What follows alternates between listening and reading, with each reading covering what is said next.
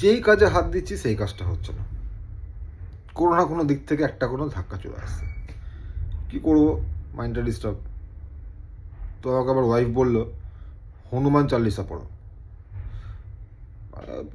ভালো কাজ করছে, কিছু হচ্ছে না, হনুমান চালিসা পড়ে কী হবে? যাই হোক, পড়া শুরু করলাম। 2-3 দিন পড়েছি, বেশি দিন না, 2-3 দিন। সিরিয়াসলি ভালো লাগছে।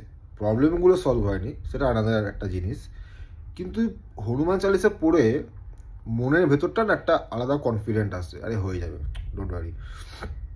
কখনো আবার ডিপ থিঙ্কিং চলে যাচ্ছি যে না হচ্ছে না, আফসোস, আপসেট। কখনো মনে হচ্ছে না খুব ভালো।